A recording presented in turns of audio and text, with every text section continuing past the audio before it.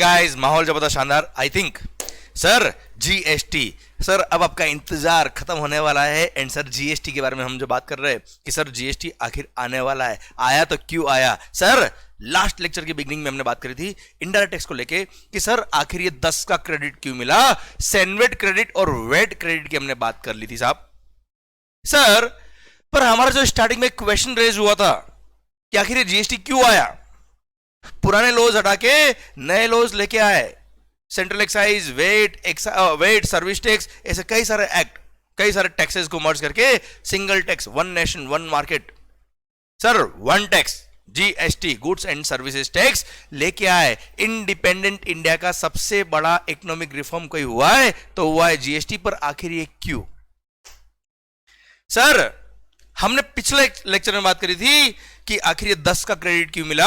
अगर आप एक मैन्युफैक्चरर हो तो सेनवेट क्रेडिट और वेट क्रेडिट कैसे मिलता है। सर अगर आपके 140 पे टैक्स लग रहा है, सर सेनवेट क्रेडिट मिलेगा आपको एक्साइज के लिए। सर अगर आपके सेल पे वेट लग रहा है, अरे हाँ है ना, परचेज पे वेट पे किया है, मल्टीपल टैक्सेशन कैस्केडिंग इफेक्ट हटाने के लिए आपको वेट का क्रेडिट मिला है। अच्छा हाँ, हमने ये बात भी समझ ली थी कि परचेज पे टैक्स पे किया तो क्रेडिट मिलता है, ऐसा कंपलसरी नहीं है, क्योंकि अगर आपके आउटपुट गुड्स एग्जम्प्टेड है, there is no point of any multiple taxation, there is no point of any cascading effect, इसलिए वहां पे कोई क्रेडिट की बात नहीं आएगी। ये सब बातें हमने कर ली थी, ये सब हमने लास्ट लेक्चर में पढ़ा था सर कि आखिर ये 10 का क्रेडिट क्यों मिल रहा है। अगर क्रेडिट नहीं मिलता तो क्या होता।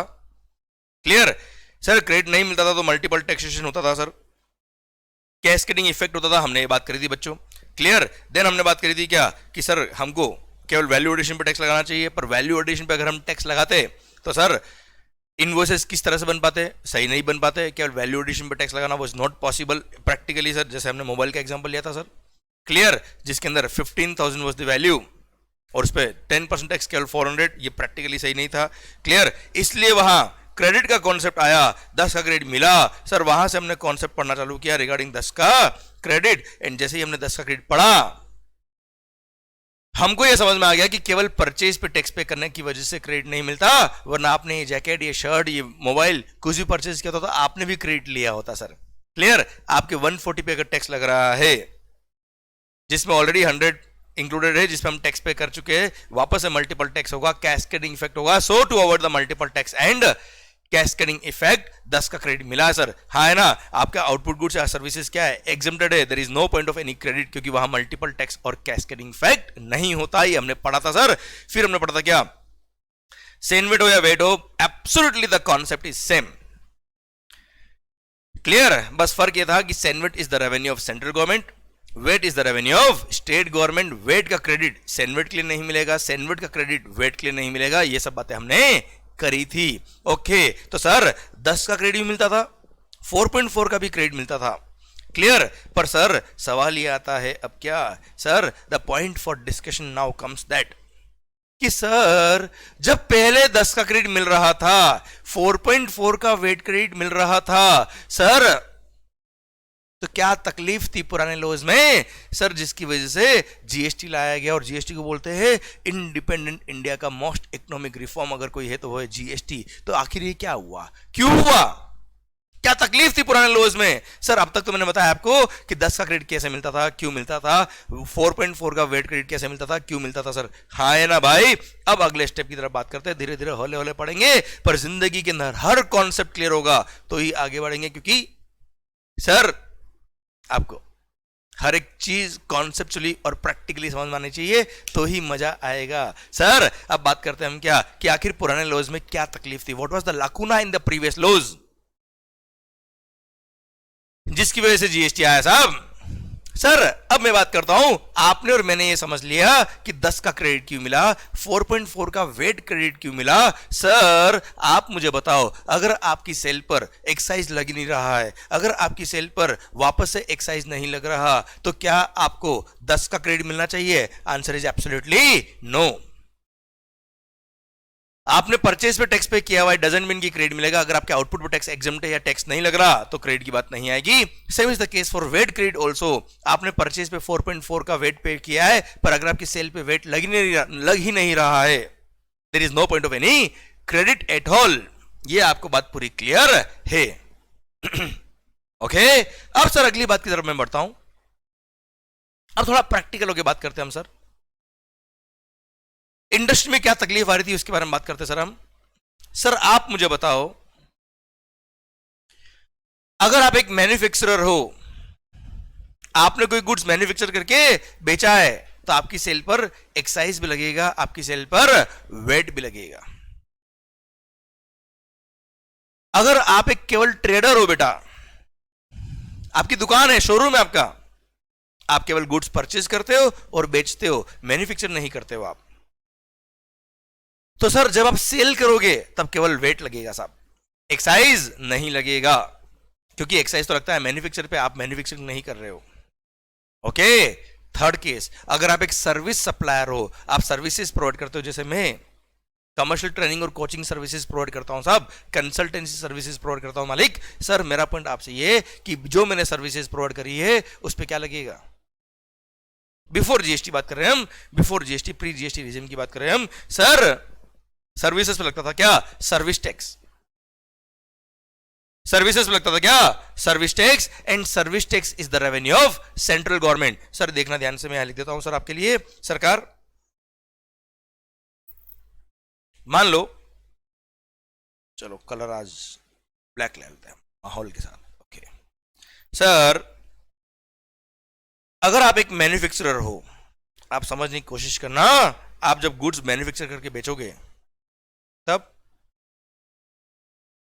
सेंट्रल एक्साइज ड्यूटी लगेगा, एंड सिंस आप सेल भी कर रहे हो इसलिए sales tax which is called VAT भी लगेगा। अगर आप एक ट्रेडर हो तब आप पर ओनली एंड ओनली वेट लगेगा, जब आप सेल करोगे तब एक्साइज वगैरह की बात नहीं आती है। और अगर आप एक सर्विस प्रोवाइडर हो, सर्विस सप्लायर हो, तो आपकी सर्विसेज पे लगेगा क्या? Service tax. सर मैं बात कर रहा हूं प्री जीएसटी रिजिम की बेटा, है ना, अभी समझने की कोशिश करना। अब sir central excise duty, central excise duty is the revenue of central government, central excise duty is the revenue of central government. Sir VAT is the revenue of state government. Okay sir यहां मैं लिख देता हूं, ये revenue किसका है? Central government का है। ये रेवेन्यू किसका है? स्टेट गवर्नमेंट का है, राज्य सरकार का बेटा। VAT is the revenue of state government. Sir service tax is the revenue of again central government, ध्यान रखिएगा, service tax is the revenue of central government. अच्छा वैसे मैं आपको बाद में बताऊंगा, पर भारतीय संविधान, इंडियन कॉन्स्टिट्यूशन, जो पेरेंट लॉ है सारे लॉज का, जिसने बताया सेंट्रल गवर्नमेंट के पावर क्या होंगे, स्टेट गवर्नमेंट के पावर क्या होंगे, वहां पे लिखा हुआ था कि central excise duty will be the revenue of central government, sales tax will be the revenue of state government, services पे जो टैक्स लेगा वो सेंट्रल गवर्नमेंट लेगा, ये सब वहां लिखा था सर। तो वहां से सर ये पता पड़ा कि किसका रेवेन्यू कौन सा होगा, वो मैंने आपको बताया बच्चों। Okay okay okay. अब सर मेरा पॉइंट आपसे ये है कि central excise duty is the revenue of central government, service tax भी रेवेन्यू किसका है? सेंट्रल गवर्नमेंट का है। अब सर भले ही सर्विस टैक्स हो या एक्साइज हो, भले ही सर्विस टैक्स हो या एक्साइज हो, दोनों रेवेन्यू किसका है? सेंट्रल गवर्नमेंट का। और दोनों अगर रेवेन्यू सेंट्रल गवर्नमेंट का है तो सर आपने अगर सर्विसेज पे सर्विस टैक्स पे किया तो भी किसको पे किया? सेंट्रल गवर्नमेंट को पे किया। आपने अगर गुड्स मैन्युफैक्चर करके एक्साइज पे कर रहे हो आप, तो भी किसको पे करोगे? सेंट्रल गवर्नमेंट को पे करोगे आप साहब। क्लियर? अब मेरी बात को समझने की कोशिश करना। नाउ सपोज अगर मान लो आपने कोई सर्विसेज प्रोवाइड करी है, एंड ऑन सर्विसेज, आपके सर्विसेज पे क्या लग रहा है बच्चों? सर्विस टैक्स लग रहा है। आपकी सर्विसेज पर अगर सर्विस टैक्स लग रहा है, और सर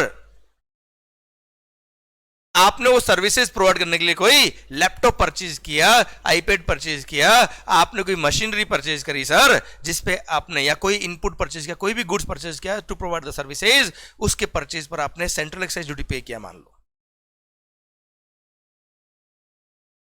सर लैपटॉप आपने परचेज किया मैन्युफैक्चरर से, उसने बिल पे क्या लगा के दिया? सेंट्रल एक्साइज ड्यूटी लगा के दिया साहब। अब आपने सर वो लैपटॉप आपने पर्सनल यूज में काम नहीं लिया है, आपने प्रोवाइड किया, आपने उसको यूज किया टू प्रोवाइड द सर्विसेज, तो आप एक तरह से उस लैपटॉप के एंड कंज्यूमर नहीं हो, अल्टीमेटली आप सर्विसेज सप्लाई करने के लिए वो लैपटॉप काम ले रहे हो, और सर्विसेज सप्लाई करके जिसको आप सर्विस दे रहे हो वो पर्सन हो सकता है एंड कंज्यूमर हो सर। इसलिए आपने जब लैपटॉप परचेज किया होगा, उस लैपटॉप के परचेज पे जो आपने सेंट्रल एक्साइज ड्यूटी पे किया होगा, वो किसको पे किया है? सेंट्रल गवर्नमेंट को पे किया। अब जब सेल कर रहे हो आप सर्विसेज, सर्विसेज पे क्या लगने वाला है? Service tax. वो भी किसको पे करोगे? सेंट्रल गवर्नमेंट को पे करोगे। सिंस एक्साइज हो या सर्विस टैक्स हो, दोनों पे किया किसको? सेंट्रल गवर्नमेंट को आपने। तो सर जब परचेज पे आपने सेंट्रल एक्साइज ड्यूटी पे किया होगा, अब सेल पे सर्विस टैक्स लग रहा है, तब सर ये आपने जो रेवेन्यू दिया होगा सेंट्रल गवर्नमेंट को दिया, ये भी अमाउंट किसको देना है? सेंट्रल गवर्नमेंट को देना है। इसलिए आपने अगर सर्विसेज प्रोवाइड करी उस पर लग रहा है सर्विस टैक्स, और परचेज पे अगर आपने एक्साइज पे किया हुआ तो उसका भी सेंट्रल क्रेडिट आपको अलाउ हो जाता है, क्योंकि central government to central government ही है बेटा। हम तो बोलेंगे ना कि सर्विस टैक्स हम पे करें सेंट्रल गवर्नमेंट को, आपको हम ऑलरेडी एक्साइज पे कर चुके, वो भी सेंट्रल गवर्नमेंट को पे किया, तो उसका तो क्रेडिट दो भाई साहब, एंड रिमेनिंग अमाउंट ही आपको सर्विस टैक्स पे करना पड़ेगा। इसलिए सर्विस टैक्स हो या एक्साइज हो, सिंस दोनों रेवेन्यू है सेंट्रल गवर्नमेंट का, इसलिए दोनों का क्रेडिट दोनों के लिए मिलता है। दोनों का क्रेडिट दोनों के लिए मिलता है। आपने एक्साइज पे किया हो या सर्विस टैक्स पे किया हो, सर दोनों का नाम केवल अलग है, बाकी फंक्शनिंग दोनों की सेम है, क्योंकि दोनों किसको पे किए? सेंट्रल गवर्नमेंट को पे किए। तो मैं तो आपको सिंपल वर्ड्स में ये समझाना चाहूंगा कि आपने परचेज पे एक्साइज पे किया हो या सर्विस टैक्स पे किया हो, भूल जाना और दोनों को एक ही अकाउंट में डाल देना। नाम क्या है? CENVAT credit account. अब सर सर्विस टैक्स हो या सेंट्रल एक्साइज ड्यूटी, दोनों को एक ही अकाउंट डाल देंगे, नाम क्या होगा? CENVAT credit account. अब आपके सेल पर भले ही सर्विस टैक्स लगे या आपके सेल पे भले ही सेंट्रल एक्साइज ड्यूटी लगे, मतलब आप एक मैन्युफैक्चरर हो या एक सर्विस सप्लायर हो, आपकी सेल पे लायबिलिटी आ रही है भले ही सर्विस टैक्स की या सेंट्रल एक्साइज ड्यूटी की, आपने जो सेनवेट क्रेडिट लिया था एक्साइज प्लस सर्विस टैक्स का, वो क्रेडिट आप यूज कर लेना और बैलेंस अमाउंट पे कर देना, क्योंकि बैलेंस पे करना वो सेंट्रल गवर्नमेंट को पे करना है साहब। क्लियर? इसलिए मैं आपकी इजी अंडरस्टैंडिंग के लिए मैं यहां पे और लिख देता हूं सर। ये देखिए सर आप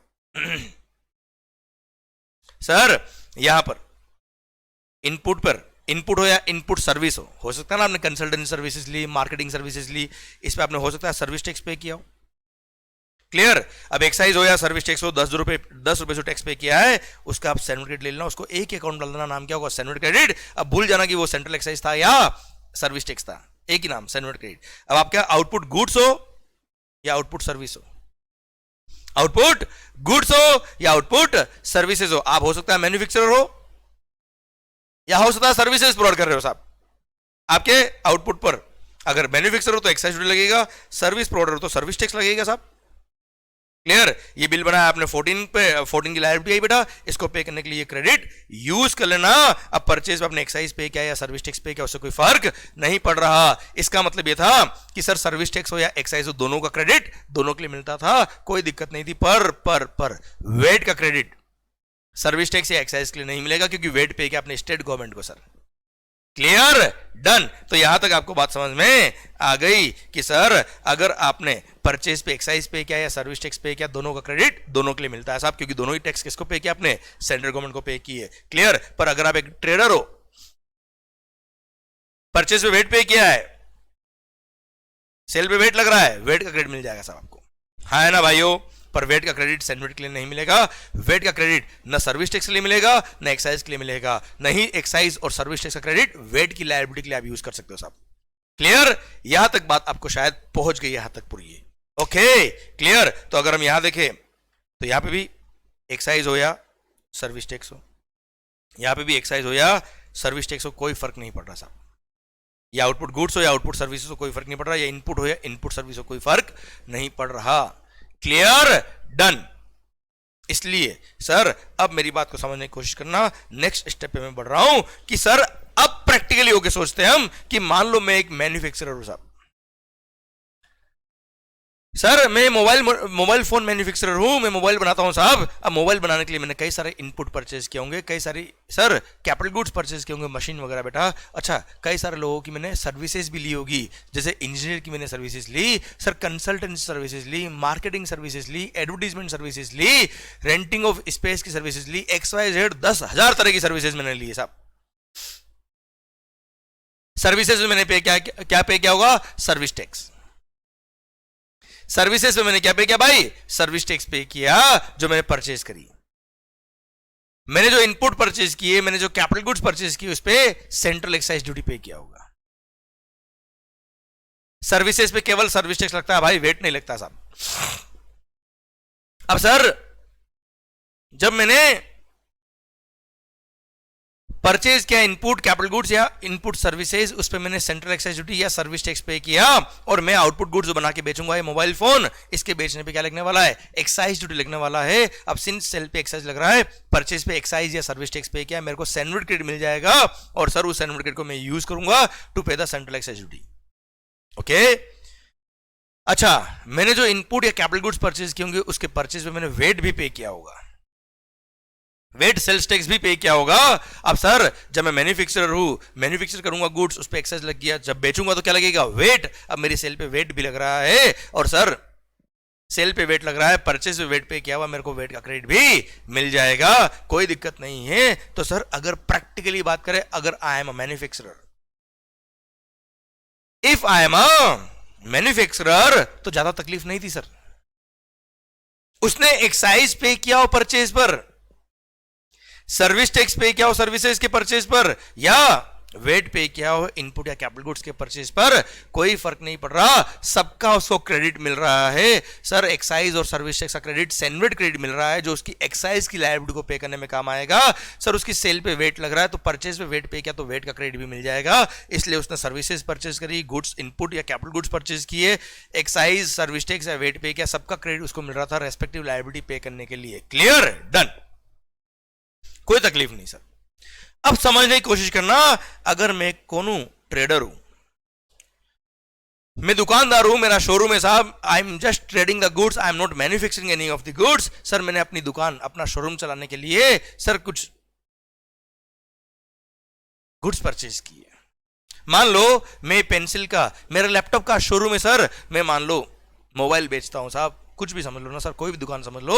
अब जब मोबाइल मैंने परचेज किया होगा, मान लो मैंने डायरेक्ट परचेज किया था, किससे? मैन्युफैक्चरर से। सर सोच के देखिए, अब जब मैन्युफैक्चरर से वो मोबाइल बन के आया होगा, तो उस पर एक्साइज भी लगा होगा, वेट भी लगा होगा सब। अब एक्साइज भी लगा, वेट भी लगा, पर मेरी सेल पे जब मैं उसको ट्रेडिंग करूंगा तब केवल क्या लगेगा? वेट लगेगा। सर मेरी सेल पर केवल वेट लग रहा है, पर परचेज में मैंने एक्साइज और वेट दोनों पे किया है। क्लियर? अब आप मुझे दिल पे हाथ रख के बताइए कि सर मेरी सेल पे क्या लग रहा है? केवल वेट। अब परचेज में मैंने अगर एक्साइज पे किया, क्या उसका 1 रुपए का भी क्रेडिट मिलेगा? क्या 1 रुपए का भी इनपुट टैक्स क्रेडिट मिलेगा? Answer is no. क्यों नो? क्योंकि सर आपको पता है 10 का क्रेडिट क्यों मिला? सर जब मेरी सेल पे एक्साइज लगी नहीं रहा, मेरी सेल पे जब सर्विस टैक्स लगी नहीं रहा, तो सैंडविच क्रेडिट तो मिलने की बात आती ही नहीं है। हाँ, जो वेट पे किया उसका क्रेडिट मिल जाएगा। मेरा शोरूम है साहब, मैंने मार्केटिंग सर्विसेज ली, अकाउंटिंग सर्विसेज ली, कंसल्टेंसी सर्विसेज ली, सीए की सर्विसेज ली, उन पे मैंने बिल पे क्या पे किया? सर्विस टैक्स पे किया। अब वो सर्विसेज मैंने यूज करी अपने बिजनेस के लिए, पर सिंस मैं जो ट्रेडिंग कर रहा हूं गुड्स का, उस ट्रेडेड गुड्स पे केवल वेट लग रहा है, और सर वेट की लायबिलिटी को पे करने के लिए कभी भी सैंडविच क्रेडिट काम नहीं आता, तो मुझे सर्विस टैक्स जो मैंने पे किया है उसका 1 रुपए का भी क्रेडिट नहीं मिलेगा, वो मेरी पूरी कॉस्ट का पार्ट बनेगा, मेरी कॉस्ट में ऐड हो जाएगा साहब, क्योंकि क्रेडिट नहीं मिल रहा। अब सर आप मुझे बताइए, मेरी सेल पर सिंस केवल वेट लग रहा, इसकी वजह से मैंने परचेज पे जो वेट पे किया होगा उसका क्रेडिट मिल रहा है, बाकी मैंने अपने बिजनेस के लिए भले इनपुट परचेज किया हो, कैपिटल गुड्स परचेज किया हो, या इनपुट सर्विसेज परचेज किया, उन पे जो भी एक्साइज पे किया, जो भी वेट, जो भी सर्विस टैक्स पे किया, उसका तो 1 रुपए का भी क्रेडिट नहीं मिल रहा, और वो पूरा अमाउंट हमारी कॉस्ट का पार्ट बन रहा है, और हमारी कॉस्ट में अगर ऐड होगा तो अल्टीमेटली आप सोचिए ट्रेडर के लिए तो क्या हो गया भाई? नुकसान हो गया ना यार। कि सर उसने अपने बिजनेस के लिए, उसने अपने पर्सनल यूज के लिए तो गुड्स खरीदा नहीं, उसने तो अपने बिजनेस के लिए खरीदा है, और बिजनेस के लिए गुड्स खरीदा, उस पर एक्साइज पे किया, सर्विस टैक्स पे किया, उसका तो कोई क्रेडिट नहीं मिला, उसकी कॉस्ट का पार्ट बन गया। उसका कारण क्या? टेक्निकल रीजन है। टेक्निकल रीजन क्या? उसकी सेल पे सेंट्रल गवर्नमेंट के टैक्स लगे नहीं रहे, उसकी सेल पे केवल वेट लग रहा, तो अल्टीमेटली सर वो सेंट्रल गवर्नमेंट को जो उसने टैक्स पे किए वो तो उसकी कॉस्ट का पार्ट बन गया बेटा। इसकी वजह से ट्रेडर्स नुकसान में जा रहे थे, ट्रेडर की कॉस्ट बढ़ रही थी। सर अच्छा, ट्रेडिंग करने वाले को सुनना बच्चों ध्यान से, जो भी गुड्स वो ट्रेड कर रहे हैं सर, उनको वो गुड्स कहीं ना कहीं तो मैन्युफैक्चर हुआ है सर। जो भी आसपास की आप दुकान देखते हो बेटा, जो भी गुड्स वो ट्रेडिंग कर रहे हैं, वो कहीं ना कहीं तो मैन्युफैक्चर हुआ है, और कहीं ना कहीं मैन्युफैक्चर हुआ मतलब उस पर एक्साइज लगा। सर अब एक्साइज लगा तो उसका 1 रुपए का भी क्रेडिट उसको नहीं मिलने वाला है। अब सोचिए, वो शोरूम वाले ने किसी से भी एडवर्टीजमेंट सर्विसेज ली होगी, मार्केटिंग सर्विसेज ली, कंसल्टेंसी सर्विसेज ली, सीए की सर्विसेज ली, सर अकाउंटिंग सर्विसेज ली, उसके बिल पर क्या पे किया होगा? Service tax. सर्विस टैक्स था पहले कितना? 15%। अब आप मुझे बताओ 15% पूरा का पूरा उसकी कॉस्ट का पार्ट बनेगा कि नहीं बनेगा साहब? 1 लाख का बिल है, उससे 15% 15,000 होता है, पूरा 15,000 उसकी कॉस्ट का पार्ट बनेगा। 1 रुपए का भी क्रेडिट नहीं मिलेगा। वो हमेशा सर्विस सप्लायर को क्या बोलता था? भाई साहब बिल कम का बनाना, या एक काम करो आप बिल बनाओ मत, मैं तो 1 लाख रुपए आपको कैश दे देता हूं, 2 नंबर में दे देता हूं, 2 नंबर मतलब कैश में दे देता हूं, आप रिकॉर्ड करो ही मत कि आपने सर्विसेज प्रोवाइड करी है। 15,000 जो टैक्स बच जाएगा वो ना आपको मिल रहा है ना मेरे को मिल रहा है, वो तो गवर्नमेंट को जा रहा है ना साहब, छोड़ो ना सर। इस तरह से लोग क्या करते थे? पहले टैक्स चोरी करने की कोशिश करते थे, क्योंकि उन्होंने परचेज पे भले एक्साइज पे क्या हो या सर्विस टैक्स पे क्या हो, 1 रुपए का भी क्रेडिट नहीं मिल रहा था, तो ये लॉस हो रहा था सर ट्रेडर्स को। सर इसकी वजह से टैक्स चोरी के ये प्रयास करते थे साहब, इसलिए सर इनको दुख था कि ये तो हमारे साथ बड़ी नाइंसाफी हो रही। सर आगे कहानी देखो, अब आप सर्विस सप्लायर पे आइए। अब आप सर्विस सप्लायर जो सर्विसेज दे रहे हैं उस पर क्या लगता था सर? Service tax. अब सर्विसेज पे केवल लग रहा है सर्विस टैक्स, कोई वेट नहीं लग रहा। अब सोचिए, मैंने सर्विसेज प्रोवाइड करने के लिए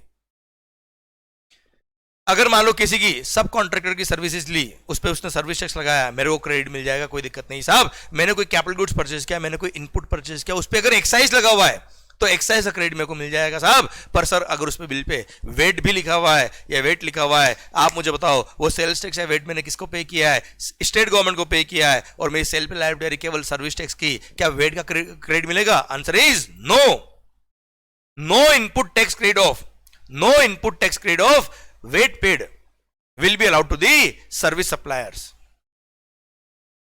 सर्विस सप्लायर्स को 1 रुपए का भी वेट का क्रेडिट नहीं मिलने वाला, वो पूरा पूरा उसकी कॉस्ट का पार्ट बनने वाला है। अब थोड़ा प्रैक्टिकल होकर सोचना, सर्विस सप्लायर के लिए बहुत इजीली हमने कह दिया कि सर उसने अगर परचेज पे एक्साइज पे किया या सर्विस टैक्स पे किया तो उसका क्रेडिट तो मिल जाएगा, सैन्युअल क्रेडिट टू पे द सर्विस टैक्स, पर सर वेट का कोई क्रेडिट नहीं मिलेगा। Agreed sir. अब सुनना बात को ध्यान से, सर हमने बोल दिया कि सर्विस प्रोवाइडर्स को सिंस सर्विस टैक्स लग रहा है विच is the revenue of central government, उसने अगर परचेज पे एक्साइज पे किया होगा तो एक्साइज का उसको क्या मिल जाएगा? सैन्वेट क्रेडिट। अब एक्साइज का अगर उसको सैन्वेट क्रेडिट मिल रहा है तो वो सर्विस टैक्स पे करने में काम नहीं लेगा। पर सर सैन्वेट क्रेडिट की बात कब आएगी? जब परचेज के बिल पे क्या लिखा हो? सर एक्साइज लिखा हो। अगर परचेज बिल पे एक्साइज लिखा ही नहीं है, अगर परचेज बिल पर एक्साइज ही नहीं लिखा, तो there is no point of any credit at all. मतलब अगर आपको क्रेडिट चाहिए तो बिल पे एक्साइज तो होना चाहिए ना भाई। अरे आपके परचेज के बिल पे एक्साइज ड्यूटी ही नहीं लिखा हुआ तो आप क्रेडिट कैसे लोगे सर? क्लियर? तो परचेज बिल पे अगर एक्साइज होगा तो एक्साइज का क्रेडिट मिल जाएगा किसको? सर्विस प्रोवाइडर को। अब आप मुझे बताओ प्रैक्टिकली, मैं एक सर्विस सप्लायर हूं, मैंने कोचिंग सर्विस प्रोवाइड करने के लिए लैपटॉप परचेज किया, आईपैड परचेज किया, ये स्टूडियो लाइट परचेज करी, ये कैमरा परचेज किया जिसके थ्रू रिकॉर्डिंग हो रही है। अब मेरा पॉइंट आपसे ये है कि इसको जो मैंने परचेज किया होगा, कहां से परचेज किया होगा? अपने आसपास के शोरूम से परचेज किया होगा। अब शोरूम से जब परचेज किया होगा, शोरूम से जब मैंने परचेज किया होगा, क्या उसने सर अपने बिल पे एक्साइज लगाया होगा? ये सोच देखिए कि एक्साइज बिल पे कौन लगा सकता है? जो एक्साइज पे करता है। एक्साइज कौन पे करता है? जिसपे एक्साइज की लायबिलिटी आती है। एक्साइज की लायबिलिटी किस पे आती है? मैन्युफैक्चरर पे आती है। तो एक्साइज के बिल तो केवल मैन्युफैक्चरर दे सकता है साहब। अब एक्साइज का बिल केवल मैन्युफैक्चरर दे सकता है, मतलब बिल पर केवल एक्साइज मैन्युफैक्चरर ही लगा सकता है। तो सर आप मुझे बताओ, वो शोरूम वाले से जब मैंने गुड्स परचेज किया होगा, वो शोरूम वाला कौन है? एक ट्रेडर है, उसने अपने बिल पे केवल क्या लगाया होगा? वेट लगाया होगा। सर अब वेट लगाया होगा तो एक्साइज तो है नहीं, मेरे को क्रेडिट मिलता है एक्साइज का, बिल पे एक्साइज लिखा हुआ है नहीं सब। अगर क्रेडिट चाहिए तो this service provider will have to buy these goods from the directly manufacturer. This service supplier will have to buy all these goods directly from the manufacturer. अब आप मुझे बताओ सर, ये कैनन का कैमरा है मान लो, सर ये laptop मान लो, सर लेनोवो का है या एक्सवाइजेड किसी कंपनी का है. अब इसका मैन्युफैक्चरर मान लो, सर मैं हूं कहां, मुंबई में, इसका मैन्युफैक्चरर कहां है, नोएडा में मान लो, गुड़गांव, गुरुग्राम, बेंगलुरु. क्या मैं एक लैपटॉप परचेज करने के लिए बेंगलुरु जाऊंगा? क्या मैं एक लैपटॉप परचेज करने के लिए गुरुग्राम जाऊंगा? क्यों? क्योंकि अगर मैन्युफैक्चरर से परचेज करूंगा तो उसके बिल पे एक्साइज लिखा होगा जिसका मेरे को क्रेडिट मिल जाएगा. सोचिए, पहली बात तो मैं वहां जाऊंगा नहीं, सेकंड थिंग वहां चला भी गया, वो डायरेक्ट मैन्युफैक्चरर, बड़ी बड़ी फैक्ट्री, क्या वो एक एक लैपटॉप बेचने बैठे हैं क्या?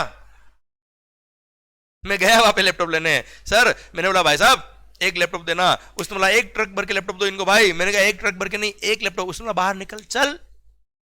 वो मैन्युफैक्चरर अगर इस तरह के छोटे छोटे काम करने लग गया, रिटेल में अगर बेचने लग गया, तो बड़ा काम कब करेगा साहब?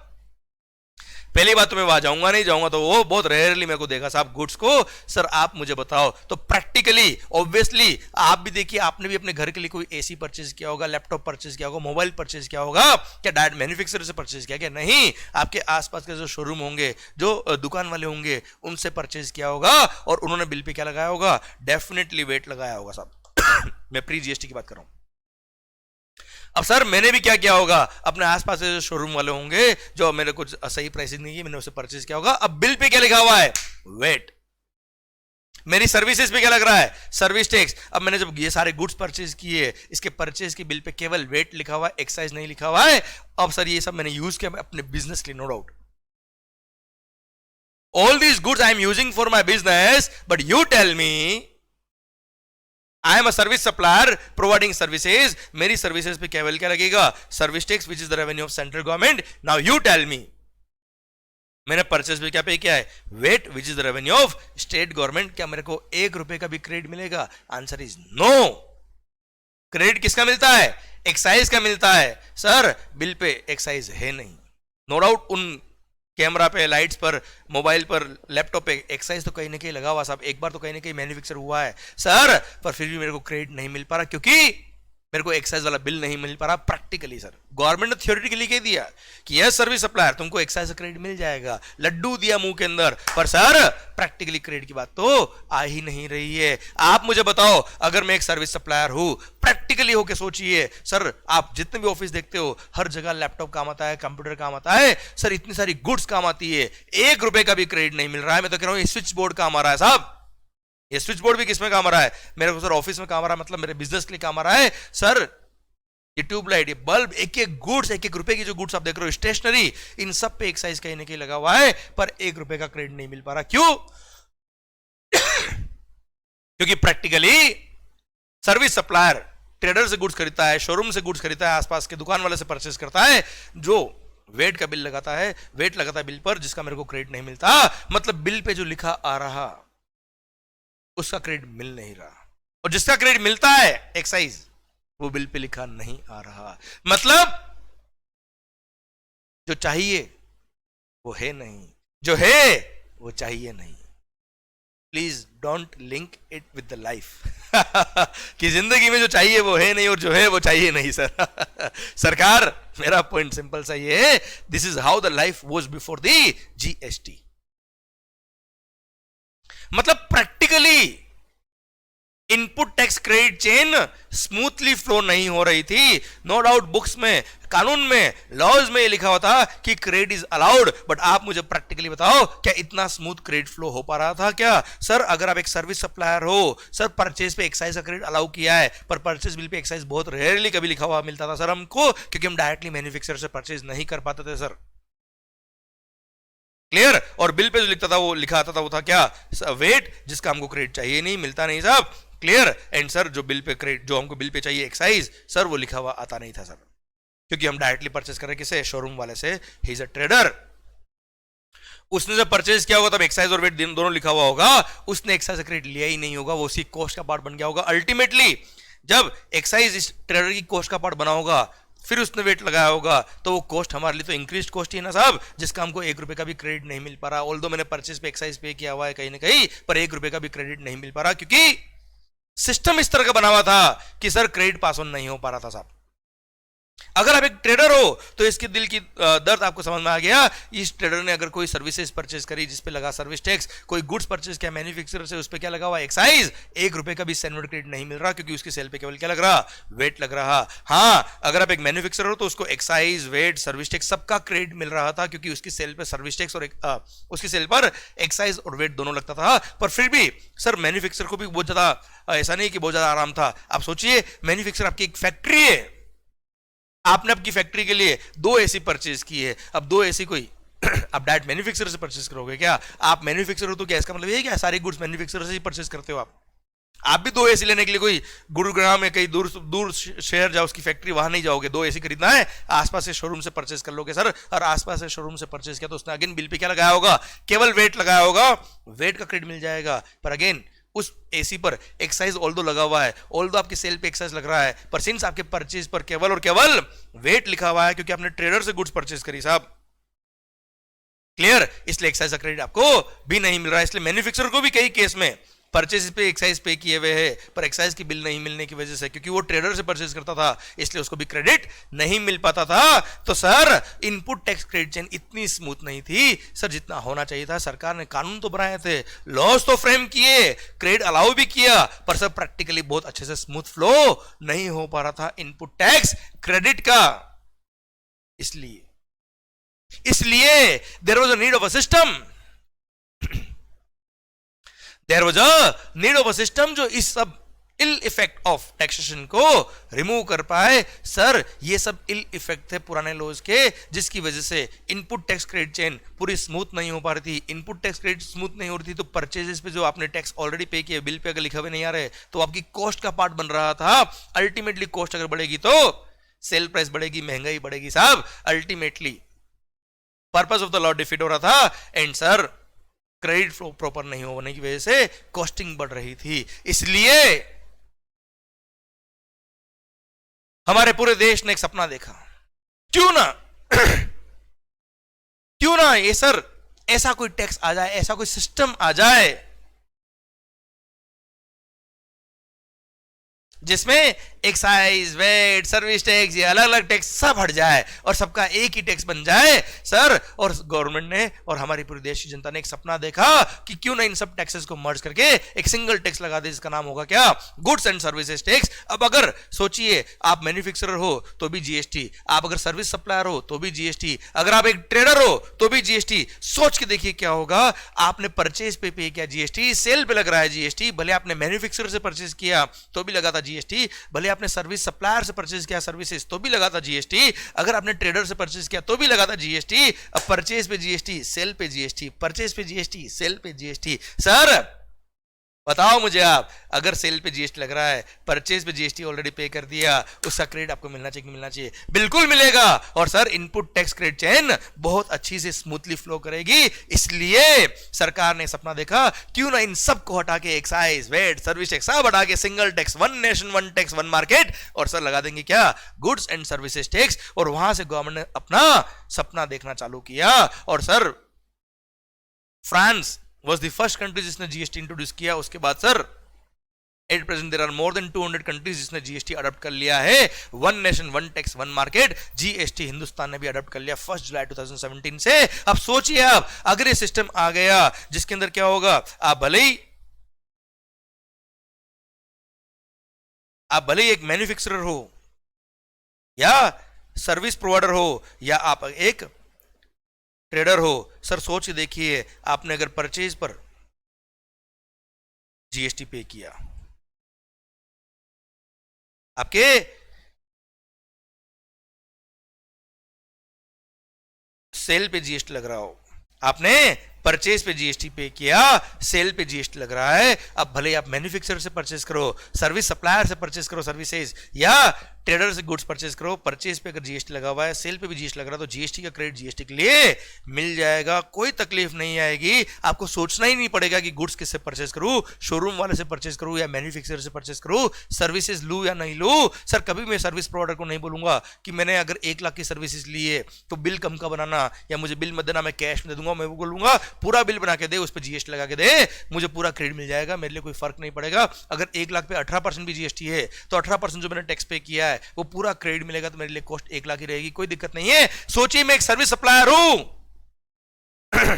मैंने अपने ऑफिस के लिए एक ट्यूबलाइट परचेज करी, एक फैन परचेज किया, एक लाइट परचेज करी, एक लैपटॉप परचेज किया, एक मशीन परचेज करी, सर सीपीयू परचेज किया, इन्वर्टर परचेज किया, स्विच बोर्ड परचेज किया, सर ये टेबल परचेज किया, मोबाइल परचेज किया, ऑफिस के लिए आईपैड परचेज किया, सर छोटा से छोटा सामान परचेज किया।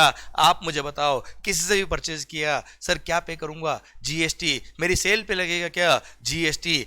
आप मुझे बताओ दिल गार्डन गार्डन होगा कि नहीं होगा? सर 100% जो परचेज पे टैक्स पे किया सबका क्रेडिट मिलने वाला है। ये सब चीजें जब प्री जीएसटी रिजिम में मैं सोचता था तो मैं खुद सर पिछले 12-13 साल से जीएसटी, सर्विस टैक्स, एक्साइज वगैरह पढ़ा रहा हूं, 10 का क्रेडिट क्यों मिला पढ़ा रहा हूं, पर सर मुझे खुद को कभी भी एक्साइज का क्रेडिट नहीं मिल पाया। खुद में सर्विस सप्लायर था, सर्विस टैक्स पे करता था, 10 का क्रेडिट क्यों मिला, 10 का क्रेडिट क्यों मिला, पूरी दुनिया को पढ़ाया, पर मेरे को खुद को भी क्रेडिट नहीं मिला। सोचिए दे sir ill effect of taxation था कि नहीं था, मेरी कॉस्ट बढ़ती थी हमेशा। पर सर जैसे ही जीएसटी की बात आई दिल गार्डन गार्डन हो गया कि अब कुछ भी बिजनेस के लिए परचेज करूंगा उस पर जीएसटी पे करूंगा, सेल पे जीएसटी लगेगा, goods and services tax, sir मेरे को पूरा क्रेडिट मिलेगा। तो कुछ भी मैंने परचेज किया 100% मेरे को क्रेडिट मिलने वाला है साहब।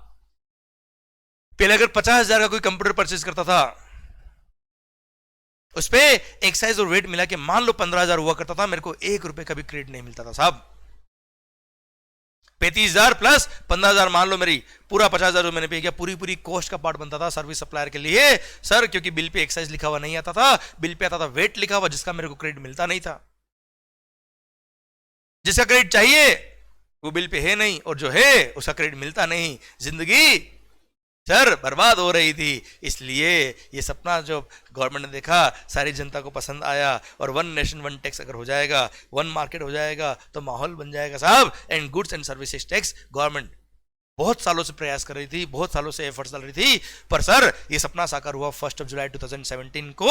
एंड सर आपको अब शायद समझ में आ गया कि what was the ill effect, मतलब क्या तकलीफें थी पुराने लॉज के अंदर जिसकी वजह से नए लोगों को लेके आए। Sir smooth flow of ITC किस तरह से होगा आपको समझ में आ गया शायद। सर आईटीसी मतलब input tax credit, clear sir? शायद मेरी बात आपके दिल तक पहुंच गई सर, क्लियर है मालिक? इसलिए सपना देखा सरकार ने कि हम जीएसटी ले आएंगे। शायद अब आपको एक स्टेप आप आगे आ गए कि सर आखिर हमने जो बात करी थी कल कि सर परचेज पे, सॉरी सर पुराने लॉज में क्या तकलीफ थी, पुराने लॉज में क्या तकलीफ थी जिसकी वजह से नए लोगों को लेके आए, नए कानून को लेके आने का कारण क्या था साहब? This was the major reason behind all these. कुछ कारण और थे, मैं आपको बताता हूं। जैसे आपने पहले क्या होता था बेटा, अगर आप दूसरे स्टेट से कुछ परचेज करते थे, जैसे मैं हूं महाराष्ट्र मुंबई, मैंने मान लो कोई गुड्स गुजरात से परचेज किया,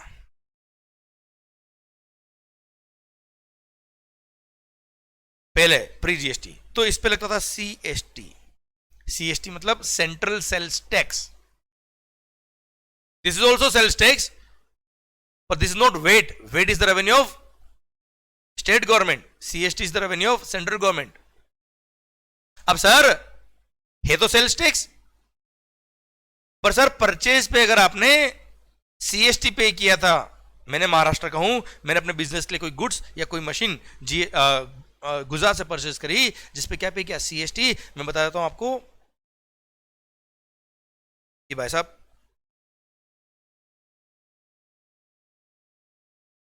ऑलरेडी सेल्स टैक्स, मेरी सेल पे वेट लग रहा है, मेरी सेल पे सर्विस टैक्स लग रहा है, एक्साइज लग रहा, मेरे को 1 रुपए का भी क्रेडिट नहीं मिलता था। इसलिए दूसरे स्टेट से अगर मैं परचेज करके लाता था कोई भी गुड्स, तो सबसे बड़ा टेंशन ही किसका था, सीएसटी का था। जैसे सीएसटी लगता था सर मेरे को लगता था ये कॉस्ट का पार्ट बन गया भाई साहब, कोई क्रेडिट नहीं मिलेगा। इसका लॉजिक क्या था, रीजन क्या था, अभी उस पर इतना डेप्थ में अपने नहीं जाना सर, क्योंकि अपना टारगेट क्या है, जीएसटी पढ़ाना है साहब। पर सर पुराने लॉज में ये भी दिक्कत थी सर, तो इंटर स्टेट परचेज करने में ये तकलीफ थी सर कि मेरी कॉस्ट हमेशा बढ़ती थी। और अगर यही गुड्स महाराष्ट्र से परचेज करता,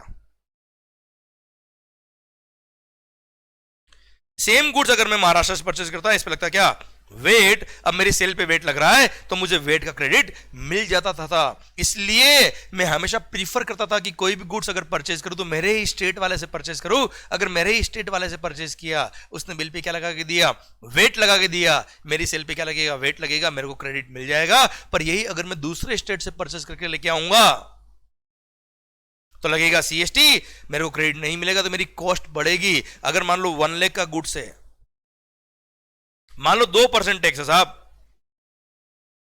सीएसटी होता है 2,000 रुपए, क्लियर, वेट भी होता है तो मान लो 2,000 रुपए, 2% रेट थी मान लो। सर आप मुझे बताओ प्रैक्टिकली, सर यहां पर अगर सीएसटी का कोई क्रेडिट नहीं मिलेगा तो मेरी कॉस्ट आएगी कितनी, 1,02,000, क्योंकि परचेज वैल्यू 1 लाख प्लस 2,000 रुपए सीएसटी, 1 रुपए का भी क्रेडिट नहीं मिलेगा तो पूरा कॉस्ट का पार्ट बनेगा, 1,02,000 मेरी कॉस्ट होगी। पर यही अगर मैं गुड्स मेरे स्टेट वाले से परचेज करता तो मेरी कॉस्ट आती कितनी, 1 लाख रुपए आती, क्योंकि सर मैंने परचेज पे अगर 2,000 रुपए वेट पे किया तो वेट का मुझे पूरा क्रेडिट मिलने वाला है, हाँ है ना। तो सर इंटर स्टेट परचेज करने पे हमेशा एसएससी, हमेशा टैक्स पेयर, हमेशा बिजनेसमैन सोचता था कि मैं परचेज करूं कि नहीं करूं। हमारे स्टेट में अगर ये ऑप्शन मिल जाए, कोई सेम गुड्स अगर बेचता हो तो मैं उससे परचेज कर लूं, क्योंकि मेरे को क्रेडिट नहीं मिलने वाला।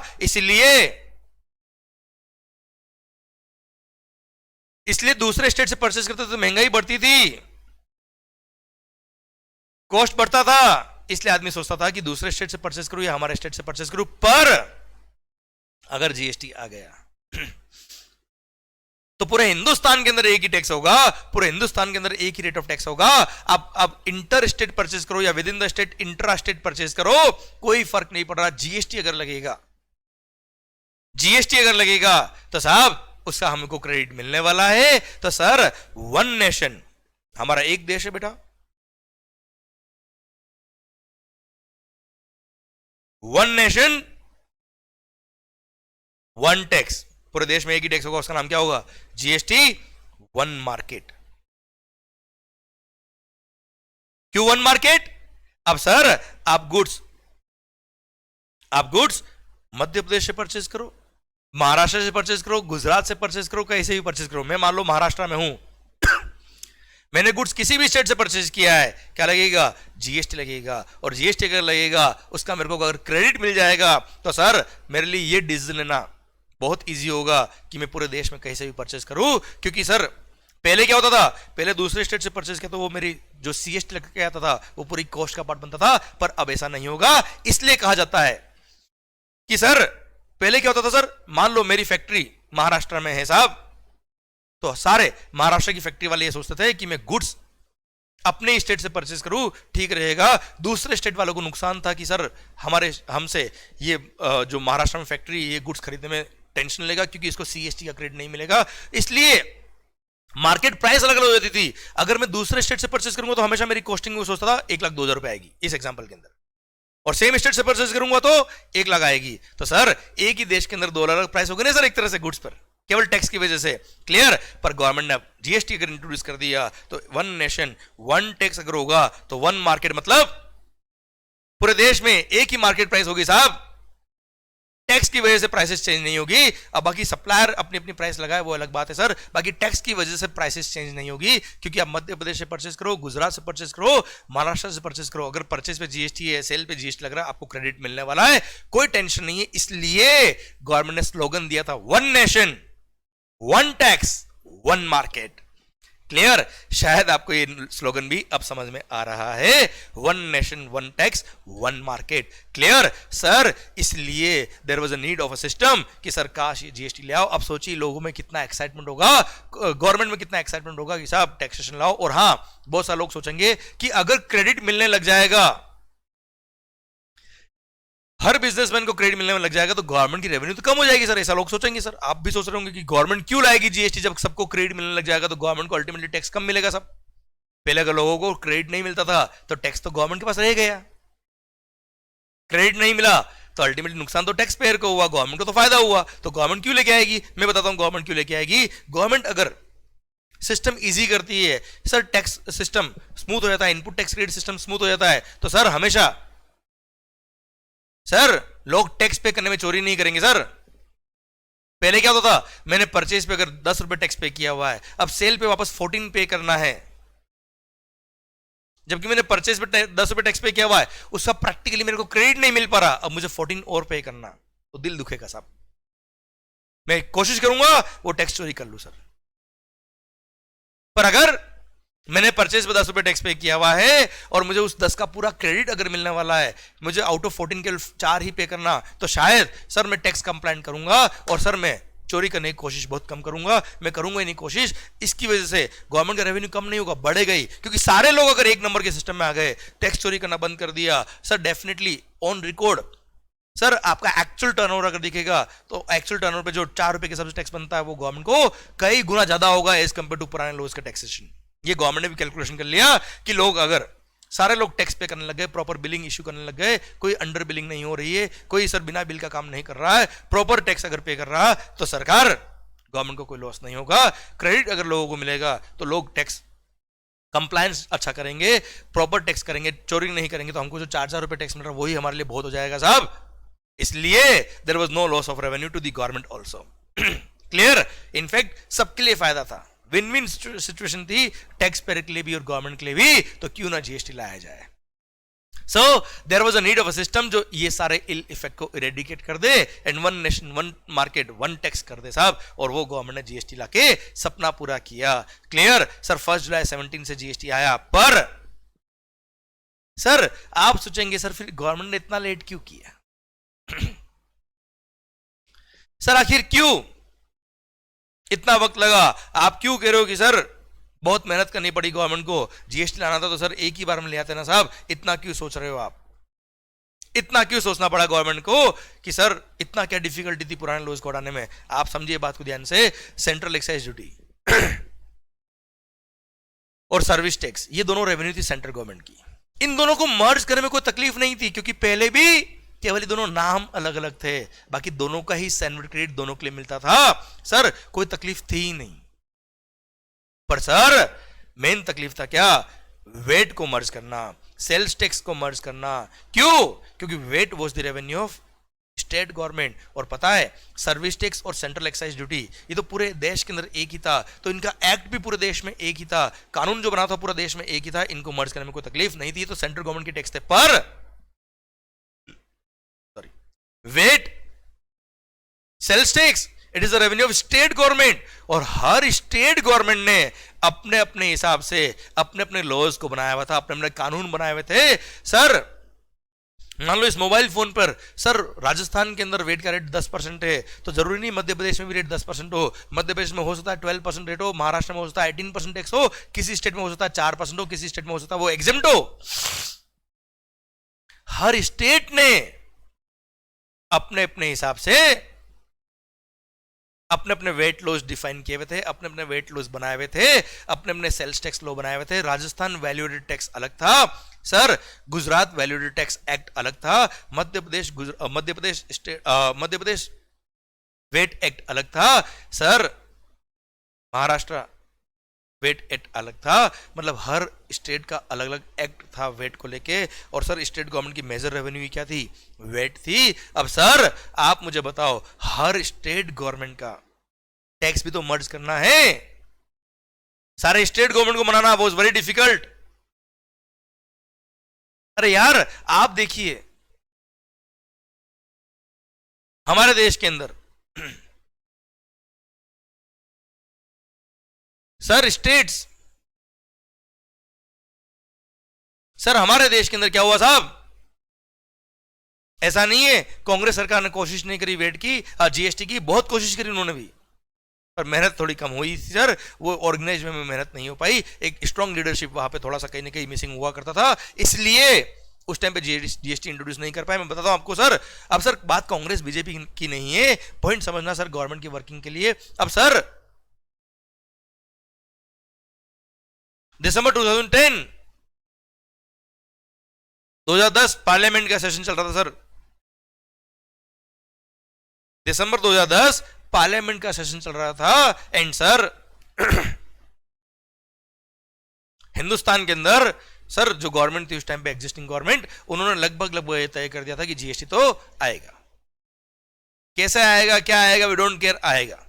लगा दिया सारे लोगों को, काम करो अपने मिनिस्ट्री के अंदर, बोल दिया जीएसटी लेके आओ। अब उन्होंने भी क्या किया सर, जो डेवलप्ड कंट्रीज थे जहां पर जीएसटी ऑलरेडी था, वहां के लोगों को देखा, वहां के एक्ट को उठा के हमारे देश में ले आए और बोला कि ये जीएसटी एक्ट तैयार, हमारे हिसाब से थोड़ा बहुत मॉडिफाई कर दिया। और सर आईसीएआई को, सीए इंस्टीट्यूट को उन्होंने ऑफिशियली इन्वाइट किया पार्लियामेंट के अंदर कि आप अपना डेलीगेशन लेके आओ, आप अपनी टीम लेके आओ और सर यहां प्रेजेंट करो कि जो हमने जीएसटी एक्ट बनाया है वो सही है कि नहीं, और देश के अंदर जीएसटी आना चाहिए कि नहीं आना चाहिए, जो हमने बनाया उस अकॉर्डिंग।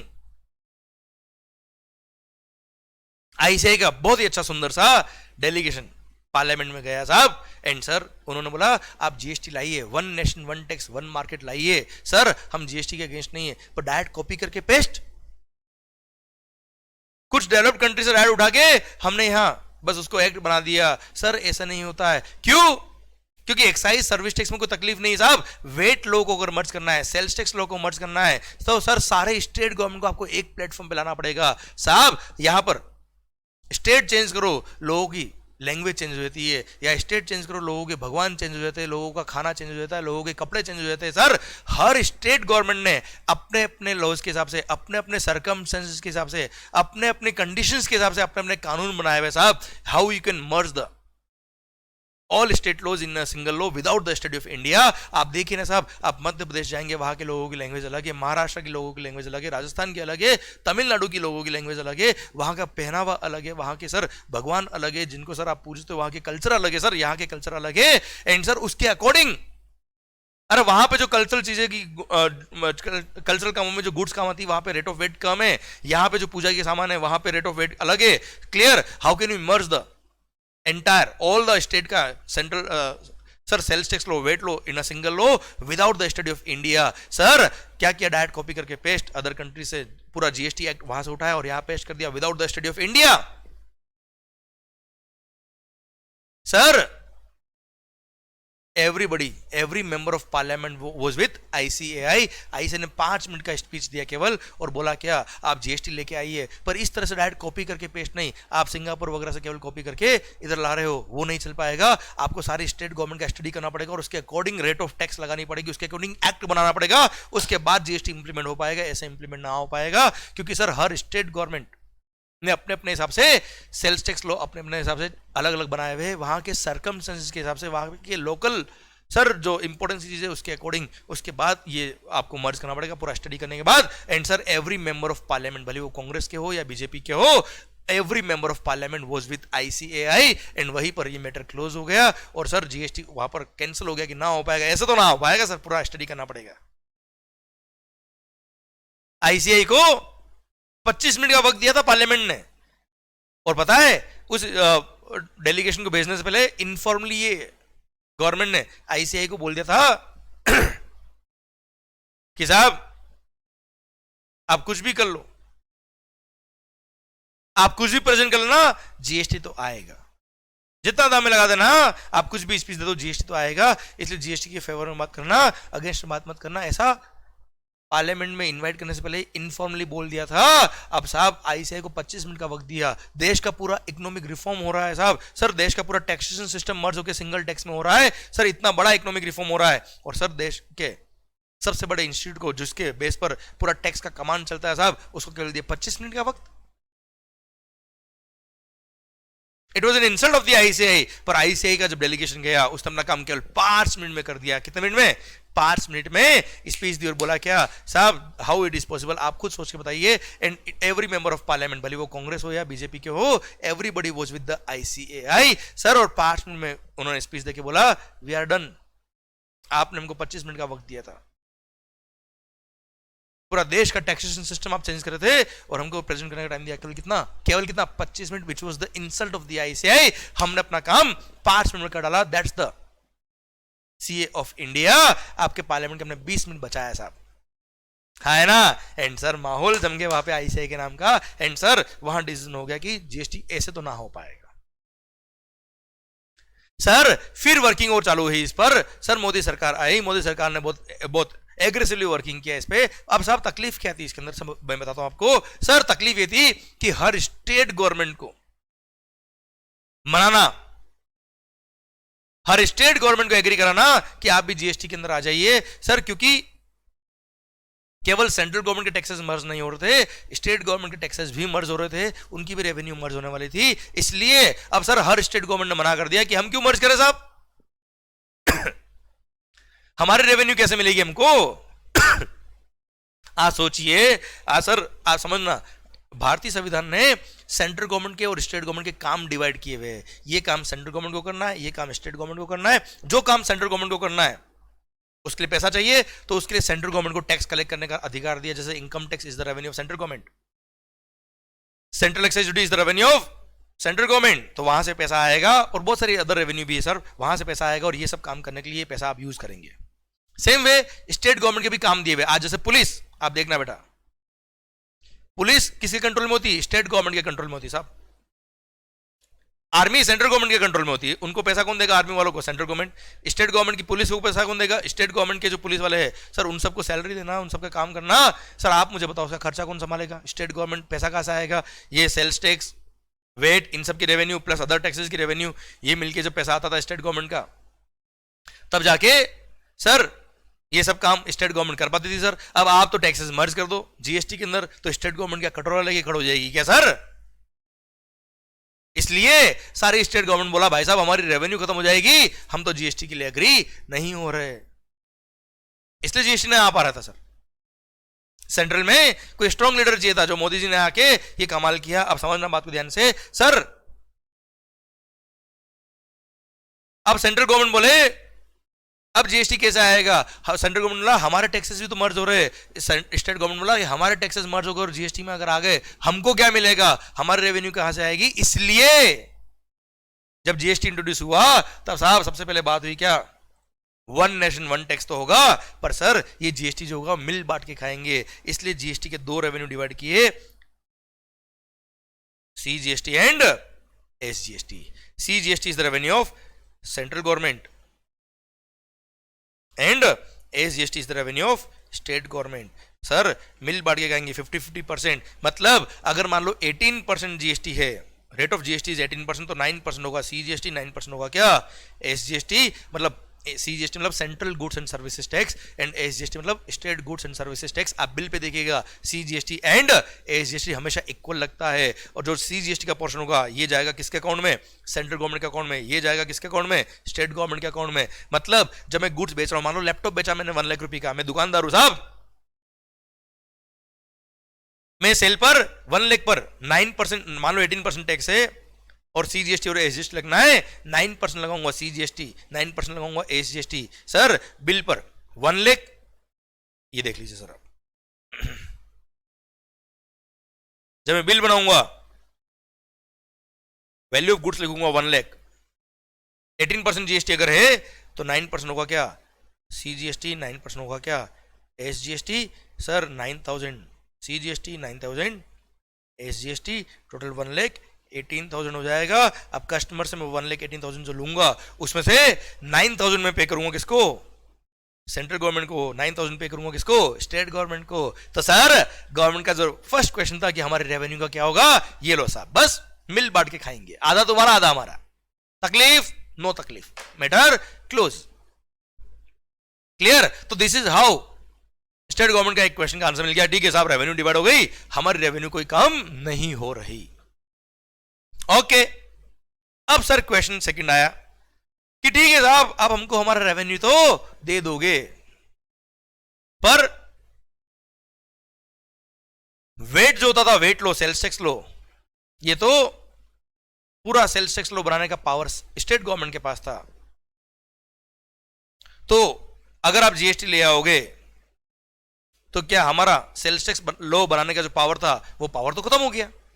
आज समझना, आज मान लो मध्य प्रदेश की बात करें हम, तो मध्य प्रदेश के अंदर कौन सी गुड्स पे रेट ज्यादा लगानी, कौन सी गुड्स पे रेट कम लगाना, कौन सी गुड्स को एग्जाम करना, ये स्टेट गवर्नमेंट के हाथ में था सर। तो जितने भी इंडस्ट्रियलिस्ट हुआ करते हैं, जितने भी वहां पे बड़े बड़े लोग हैं, वो सब गवर्नमेंट को रिक्वेस्ट करते साहब हमारी गुड्स पे रेट कम कर दो साहब। अब कल को अगर जीएसटी ले आए और ये पावर स्टेट गवर्नमेंट के हाथ में रहा ही नहीं, तो कोई इंडस्ट्रियलिस्ट कभी स्टेट गवर्नमेंट को पूछेगा, तो हाथ जोड़ेगा उनके सामने कि भाई साहब हमारी गुड्स पे रेट, क्योंकि उनके हाथ में पावर ही नहीं रहा सर। तो सर किस बात का हाथ जोड़ेगा? तो स्टेट गवर्नमेंट बोला साहब ठीक है रेवेन्यू तो हमको मिल रहा है पर हमारा पावर खत्म हो रहा है, अब ये एक्ट कौन बनाएगा भाई? अगर सीजीएसटी और एसजीएसटी रेवेन्यू तो अलग अलग कर दिया, सीजीएसटी एक्ट बनाएगा कौन? Central government. एसजीएसटी एक्ट बनाएगा स्टेट गवर्नमेंट। अब सर अब सोचो सर, अगर हर स्टेट गवर्नमेंट ने अपने अपने हिसाब से एसजीएसटी एक्ट बना दिया हर स्टेट गवर्नमेंट ने अपने अपने हिसाब से अपने अपने स्टेट का अलग अलग एसजीएसटी एक्ट अगर बना दिया तो सर लौट के बुद्धू घर को आए, वन नेशन वन टैक्स, माहौल खत्म हो गया सर। फिर तो सेंट्रल एक्साइज और वेट वाली ही कहानी हो गया सर कि CGST is the revenue of central government, उसका एक्ट सेंट्रल गवर्नमेंट बना रहा है, एसजीएसटी स्टेट गवर्नमेंट बना रहा है। हर स्टेट ने अगर अपने अपने कानून अलग अलग बना दिए तो वेट लो ही ठीक थे सर पहले वाले, है ना? तो गवर्नमेंट नहीं नहीं नहीं नहीं ऐसा नहीं होगा साहब, नो डाउट रेवेन्यू सीजीएसटी और एसजीएसटी डिवाइड कर दी, डिवाइड बाय 2, पर एक्ट एब्सोल्युटली सेम रहेंगे। अब अगर एक्ट सीजीएसटी का और एसजीएसटी का एब्सोल्युटली सेम अगर रहेगा तो इस एक्ट को बनाएगा कौन सर? मतलब जो सीजीएसटी एक्ट में लिखा होगा वो का वो एसजीएसटी एक्ट में भी लिखा होगा मतलब हर स्टेट गवर्नमेंट अपना अपना एसजीएसटी एक्ट अलग अलग बनाएगी, पर उस एक्ट के जितने भी प्रोविजंस होंगे उस एक्ट में जो भी लिखा होगा एब्सोल्युटली सेम लिखा होगा। जो सीजीएसटी में लिखा है वही एसजीएसटी में लिखा होगा, या ऐसे कह दो जो एसजीएसटी में लिखा है वही सीजीएसटी में लिखा होगा, और सारे स्टेट गवर्नमेंट ने वही सेम चीज लिखी होगी। तो सारा आप मुझे बताओ ये एक्ट बनाएगा कौन? ये एक्ट बनाने का पावर किसको देंगे? अगर सेंट्रल गवर्नमेंट को पावर देंगे तो सारी स्टेट गवर्नमेंट का पावर खत्म, और स्टेट गवर्नमेंट को अगर पावर दे दिया तो सर हर स्टेट गवर्नमेंट अगर अपने अपने हिसाब से एक्ट बनाने लग गया तो sir one nation one tax तो हुआ नहीं सर, फिर तो हर स्टेट का अलग अलग टैक्स एक्ट हो गया सर। सिंप्लीफाई कैसे होगा टैक्स एक्ट? अभी तो हर स्टेट का पहले वेट लो अलग अलग था, किसी स्टेट में अलग कानून, किसी स्टेट में अलग कानून। अगर सर हर जगह कानून सेम होगा तो ही तो वन नेशन वन टैक्स हो पाएगा साहब। इसलिए गवर्नमेंट का ठीक है साहब ये भी कहानी हम सोल्व करते हैं, इस एक्ट को हम मिल बांट के बनाएंगे सर, हम सब मिल के एक्ट बनाएंगे, ना सेंट्रल गवर्नमेंट एक्ट बनाएगा ना स्टेट गवर्नमेंट एक्ट बनाएगा साहब। सारी स्टेट गवर्नमेंट और सेंट्रल गवर्नमेंट मिलके एक्ट बनाएंगे। तो इन्होंने क्या किया सर, सब मिलके कैसे बनाएंगे साहब? इन्होंने एक जीएसटी काउंसिल बना दी सर। इन्होंने एक जीएसटी काउंसिल बना दी। अब जीएसटी काउंसिल जो है वो क्या है? इसमें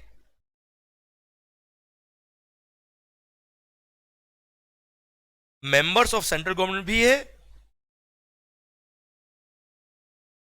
एंड इसमें मेंबर्स ऑफ स्टेट गवर्नमेंट्स भी है सर।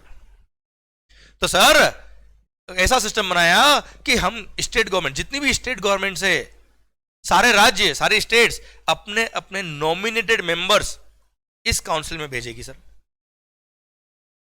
सेंट्रल गवर्नमेंट भी अपने नॉमिनेटेड मेंबर्स इस काउंसिल में भेजेगी साहब। एंड इस काउंसिल के चेयरपर्सन, चेयरमैन जिसको बोलते हैं, कौन होंगे? यूनियन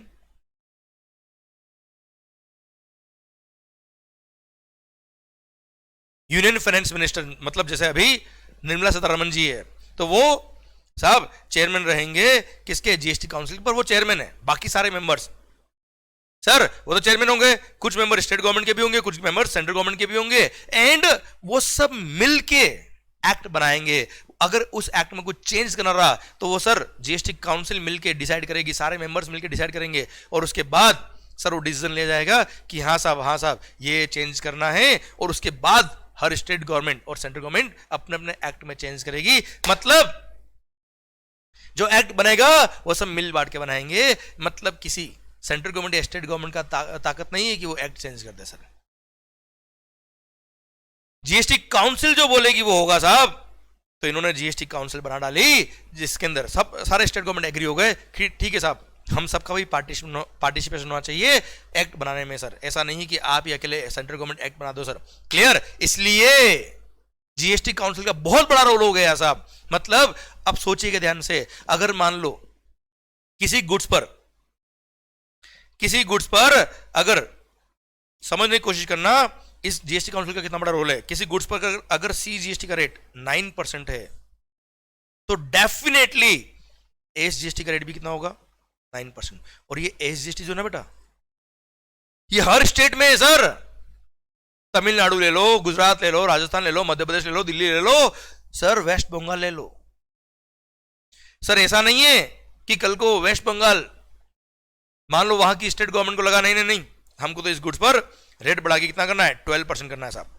अब सोचो अगर स्टेट गवर्नमेंट अपने एसजीएसटी एक्ट में अमेंडमेंट करके 12% रेट कर दे तो वन नेशन वन टैक्स करने की वजह से क्या हो जाएगा साहब, सीजीएसटी को भी 12 करना पड़ेगा सर सेंट्रल गवर्नमेंट को।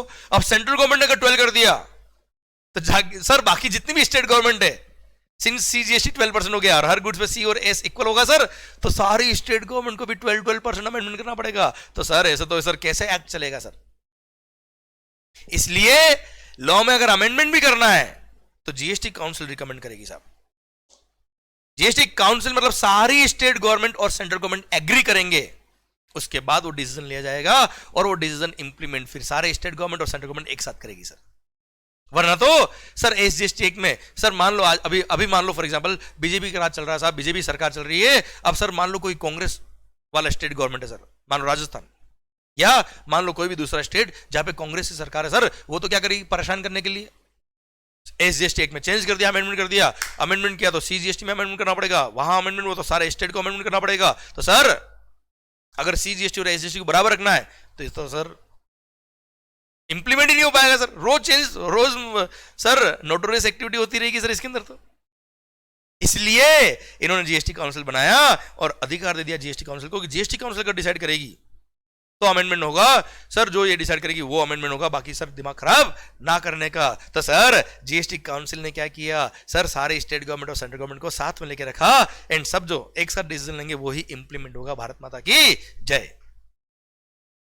समझे? दिस इज हाउ माहौल बना and sir this is how GST implement हुआ एंड सर आई थिंक सारी सेंट्रल गवर्नमेंट सारे स्टेट गवर्नमेंट्स और सेंट्रल गवर्नमेंट इस तरह से एक साथ एक प्लेटफॉर्म पे आके अब काम कर रही है। शायद आपको बात समझ में आ गई। इसलिए आप पूरे देश में देखेंगे सर, अगर आपने सीजीएसटी एक्ट पढ़ लिया, आपने अगर सीजीएसटी एक्ट पढ़ लिया, इसका मतलब आपको सारे देश के जितने भी एसजीएसटी एक्ट्स है हर स्टेट के वो भी आपको आ गए, क्योंकि जो सीजीएसटी एक्ट में लिखा है एब्सोल्युटली वही, भले आप उड़ीसा चले जाइए, भले आप पंजाब चले जाइए, भले दिल्ली, भले राजस्थान, भले गुजरात, भले मध्य प्रदेश, वेस्ट बंगाल, हर जगह वहां के एसजीएसटी एक्ट में भी absolutely, in fact section number, subsection number, close number, notification भी सेम है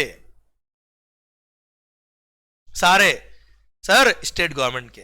इसलिए अगर आपने सीजीएसटी एक्ट पढ़ डाला तो सारे एसजीएसटी एक्ट भी आपको समझ में आ जाएंगे। समझ में क्या आ जाएंगे, मतलब वो पढ़ने की जरूरत ही नहीं पड़ेगी सर आपको, एब्सोल्युटली सेम सर। बस 2-3 सेक्शंस कुछ अलग थे एसजीएसटी एक्ट में, वो भी ट्रांजिशन के टाइम पे, ट्रांजिशन मतलब जब सर्विस टैक्स एक्साइज वेट से जीएसटी आ रहा था उस टाइम पे कुछ उनको कैसे कन्वर्ट करना, वहां पे कुछ चेंज थे, वो अब काम के भी नहीं है सेक्शंस, क्योंकि वो तो 2017 में ही काम के थे बेटा। क्लियर? उनको आप छोड़ भी सकते हो, अभी आप काम के नहीं है, आपके सिलेबस में भी नहीं आता सर। क्लियर? मतलब अगर हम बात करें अभी तो सारे प्रोविजन सीजीएसटी के और एसजीएसटी के एब्सोल्युटली सेम। इसलिए आईसीएआई ने भी आपके सिलेबस में केवल और केवल सीजीएसटी एक्ट रखा है, क्योंकि अगर आपने सीजीएसटी एक्ट पढ़ लिया मतलब सारे एसजीएसटी एक्ट भी आपको आ गए। और सीजीएसटी में भी सिलेक्टेड पोर्शन ही आपके सिलेबस में आता है साहब, पूरा नहीं आता है, वो हम फाइनल लेवल पे जाके पढ़ेंगे सर। क्लियर? समझे मेरी बात? तो वन नेशन वन टैक्स ऐसे आया। वन नेशन वन टैक्स क्यों बोलते हैं सर इसको? क्योंकि जो सीजीएसटी एक्ट में लिखा है वही सारे एसजीएसटी एक्ट में लिखा है, और जो सीजीएसटी की रेट है वही एसजीएसटी की रेट है, और सारे स्टेट गवर्नमेंट में वही रेट है। मान लो किसी गुड्स पर सीजीएसटी की रेट 9% है, मतलब किसी भी स्टेट से आप गुड्स परचेज कर रहे हो उस पे एसजीएसटी भी 9% ही होगा। अब सर 9 + 9 हमेशा, मतलब ये समझ लीजिए फॉर एग्जांपल किसी गुड्स पर रेट 18% है तो पूरे इंडिया के अंदर आप किसी से भी परचेज करो, कहीं से भी परचेज करो, 18% ही टैक्स लगेगा। इसलिए one nation one tax one market. State to state act change नहीं होगा, स्टेट टू स्टेट एक्ट कानून चेंज नहीं होगा। आप किसी भी स्टेट में जाके काम करिए, एक्ट सेम है साहब। Clear, done. तो शायद वन नेशन वन टैक्स आपको समझ में आ गया, one nation one tax one market भी आपको समझ में आ गया कि किसी भी दूसरे स्टेट से परचेस करेंगे तो आपका कॉस्टिंग नहीं पड़ेगा, रेट वही है साहब। Clear, done.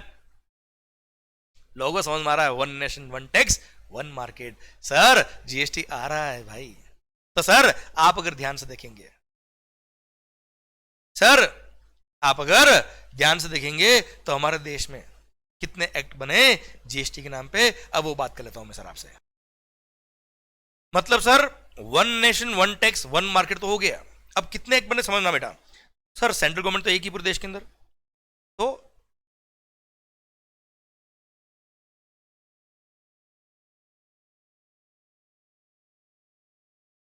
सीजीएसटी एक्ट बना एक, सीजीएसटी एक्ट बना एक।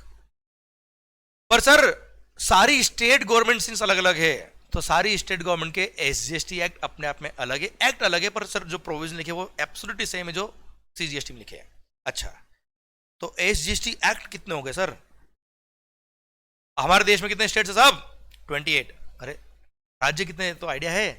डोंट वरी, मेरे को है सर, 28 स्टेट है सर, प्लस प्लस प्लस समझना बेटा, यूनियन टेरिटरीज जो 7 यूनियन टेरिटरी है उसमें 3 का नाम मैं ले रहा हूं सर, जम्मू एंड कश्मीर, दिल्ली और पुडुचेरी। अच्छा, कश्मीर हमारा था, हमारा है और हमारा रहेगा। ओके, तो सर वो यूनियन टेरिटरी बनाया गया अभी सर, जम्मू एंड कश्मीर, दिल्ली और पुडुचेरी या पौंडीचेरी जिसको हम बोलते हैं सर। ये 3 यूनियन टेरिटरी ऐसा है जिनका खुद का अपना स्टेट लेजिस्लेचर है, अपना खुद का, एक तरह से आप देखेंगे राज्य सरकार है सर, इसमें अपना खुद का स्टेट लेजिस्लेचर बना हुआ है साहब। दिल्ली, पुडुचेरी एंड जम्मू एंड कश्मीर, जैसे आपने दिल्ली में देखा होगा आम आदमी पार्टी बेटा। क्लियर, तो 3 यूनियन टेरिटरी पर इन सबका तीनों का अपना अपना स्टेट लेजिस्लेचर बना हुआ है, इसलिए इन तीनों का एसजीएसटी एक्ट भी अपने आप में अलग है सर। तो हो गए कितने? 31 एसजीएसटी एक्ट हो गए सर। तो एक तो सीजीएसटी एक्ट, 31 हर स्टेट का अपना अपना अलग अलग एसजीएसटी एक्ट है, पर प्रोविजन सारे एब्सोल्युटली सेम है। इसलिए आपने अगर एक सीजीएसटी एक्ट पढ़ लिया मतलब सारे एसजीएसटी एक्ट भी आपको आते हैं सर। क्लियर। अब सर देश में यूनियन टेरिटरीज भी है सर। क्लियर। अच्छा, दिल्ली, पुडुचेरी और जम्मू एंड कश्मीर को छोड़ के बाकी की जो यूनियन टेरिटरीज है सर, उन यूनियन टेरिटरीज के लिए सर एक एक्ट बना हुआ है, यूटीजीएसटी एक्ट। क्या नाम है साहब उसका? UTGST act. क्लियर, जितनी भी यूनियन टेरिटरी उन सबका मिला के एक यूटीजीएसटी एक्ट है साहब। ओके मालिक सर, और उन यूनियन टेरिटरीज में वो एक ही एक्ट चलता है साहब। अच्छा, उसमें भी कुछ खास बात नहीं लिखी, उसमें ये लिखा है कि जितने भी सीजीएसटी के प्रोविजंस है वो यूटीजीएसटी में भी एप्लीकेबल रहेंगे, मतलब एक्ट पूरा सेम है सर। उसकी डेप्थ में नहीं जा रहा हूं, पर बस इतना बता रहा हूं, हिंट दे रहा हूं मैं आपको, जो सीजीएसटी के प्रोविजंस है वही यूटीजीएसटी में भी एप्लीकेबल हो रहे हैं सर, सेम। क्लियर, इसलिए ये यूटीजीएसटी एक्ट भी आपको पढ़ने की जरूरत नहीं पड़ती है, ये भी आपके सिलेबस में नहीं आता है, एसजीएसटी एक्ट भी नहीं आते सर। क्लियर। अब सर 2 बातें और है सर, एक तो आईजीएसटी एक्ट और एक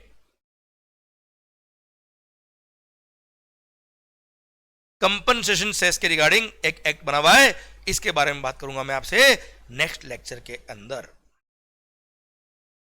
है ना सर। आईजीएसटी को भी एक जोरदार फंडा है, अभी बात नहीं कर रहा मैं आपसे, ये फंडामेंटल हमको समझना पड़ेगा, माहौल बनेगा, मजा आएगा सर जिंदगी के अंदर। पर सर शायद आपको यहां तक बात समझ में आ गई, तो केवल एक एक्ट नहीं है, नंबर ऑफ एक्ट्स तो बहुत सारे हैं, पर सर प्रोविजंस एब्सोल्युटली सेम है, इसलिए इसको बोलते क्या, वन नेशन वन टैक्स, क्योंकि टैक्स एक ही लग रहा है, सेम टैक्स लग रहा है सर, हर स्टेट गवर्नमेंट का भी एक्ट एक ही बना हुआ है, सेम बना हुआ है साहब। क्लियर। इसके आगे बात करेंगे टू बी कंटिन्यू, है ना भाई। एक क्वेश्चन मैं आपके सामने छोड़ देता हूं सर, अगर मान लो मैं महाराष्ट्र में हूं, मैंने महाराष्ट्र से कोई गुड्स परचेज किया, with in the state purchase किया, इंट्रा स्टेट परचेज बोलते हैं, उस पर सीजीएसटी और एसजीएसटी लगेगा। सीजीएसटी रेवेन्यू सेंट्रल गवर्नमेंट का 9% सेंट्रल गवर्नमेंट को मिल जाएगा, 9% महाराष्ट्र स्टेट गवर्नमेंट को मिल जाएगा। क्लियर। मैं गुजरात में हूं, मैंने गुजरात से गुजरात में परचेज किया, सीजीएसटी 9% है मान लो, एसजीएसटी गुजरात जीएसटी 9% है, 9% मिलेगा गुजरात गवर्नमेंट को, 9% मिलेगा सेंट्रल गवर्नमेंट को। पर मान लो मैं महाराष्ट्र में हूं, मैंने गुजरात से कोई गुड्स परचेज किया और महाराष्ट्र में लेके आया,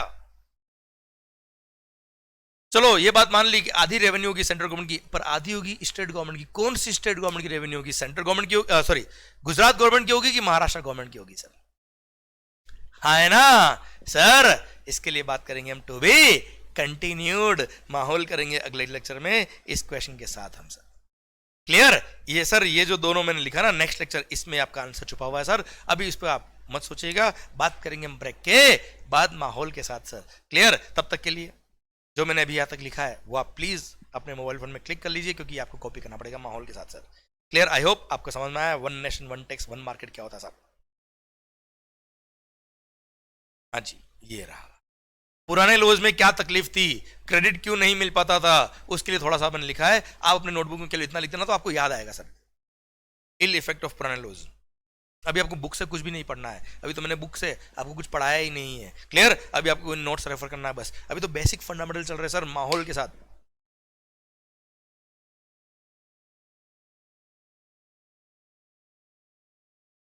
इनमें से कुछ चीजें नहीं भी कॉपी करोगे चल जाएगा, पर फिर भी आप एक बार कॉपी कर लीजिएगा, आपको याद रहेगा कि मैंने क्या बोला था सर। ये वन नेशन वन टैक्स की कहानी, वन मार्केट। ये सीएसटी लिखा हुआ बेटा है ना, सेंट्रल सेल्स टैक्स।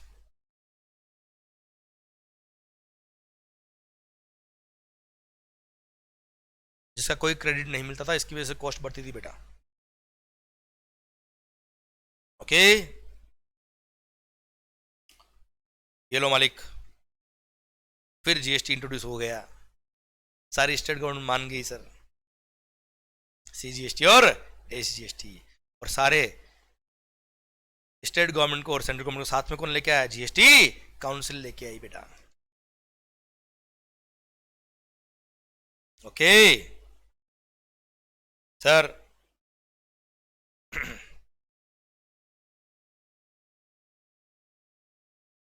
के मालिक, माहौल के साथ हम कंटिन्यू करेंगे अगले लेक्चर के अंदर सर। पर तब तक के लिए रिक्वेस्ट क्या है, जितना मैंने पढ़ाया उतना सोचिए बस, उससे एक्स्ट्रा मत सोचिए। पर सर माहौल के साथ जितना मैंने पढ़ाया एक बार जस्ट रिकेप कर लीजिएगा, टाइम नहीं लगेगा। देखो ये स्टार्टिंग के बेसिक कॉन्सेप्ट चल रहे हैं, इसमें रिवीजन में टाइम नहीं लगता होगा आपके एंड पे सर। पर जितना भी टाइम लगे, 10 मिनट लगे, 15 मिनट लगे, आधा घंटा लगे, जो भी लगे सर, 5 मिनट लगे, आपको आपके एंड पे रिवाइज करना है, तभी सर माहौल बनता जाएगा आगे। और कंटिन्यू करेंगे हम अगले लेक्चर से कि सर अगर इंटर स्टेट दूसरे स्टेट से कुछ परचेज किया तो क्या होता था सर। क्लियर? अच्छा, ये बेसिक कॉन्सेप्ट अगर हमने सीख लिए अभी से, तो आगे जब एक्ट पढ़ेंगे ना सर, तो अपने लगा अरे ये भी आता है, ये भी आता है सर। चीजों का भी आप मस्त होकर पढ़िए, सुनिए और समझिए। बुक से केवल प्रोविजन उठाया और याद के लिए नहीं, अभी तो हम एक्ट बना रहे हैं। एक्ट कैसे बना, क्यों बना, उसकी आत्मा अगर समझ में आ गई ना सर, तो एक्ट अपने आप समझ में आएगा भाई। ये बहुत डेप्थ वाले कॉन्सेप्ट हम पढ़ रहे हैं, बहुत इजीली सर। क्लियर? बहुत इजी कॉन्सेप्ट है सर, पर चीजें आपको समझ में आनी चाहिए। हम अभी ये पढ़ रहे कि आखिर जीएसटी क्यों आया, कैसे आया, क्या तकलीफ थी। अगर आपको ये समझ में आता ना, ये क्यों आया, ये कैसे आया, तो क्या आया वो अपने आप समझ में आएगा सर। क्लियर? तो सर हमको केवल अकाउंटेंट नहीं बनना है, तो वो क्या लिखा है एक्ट में वो पढ़ लिया, then you will be accountant. ये क्यों लिखा और कैसे लिखा ये अगर समझ लिया, तो you will be a chartered accountant. माहौल के साथ हम कंटिन्यू करेंगे नेक्स्ट लेक्चर में। Bye bye, take care.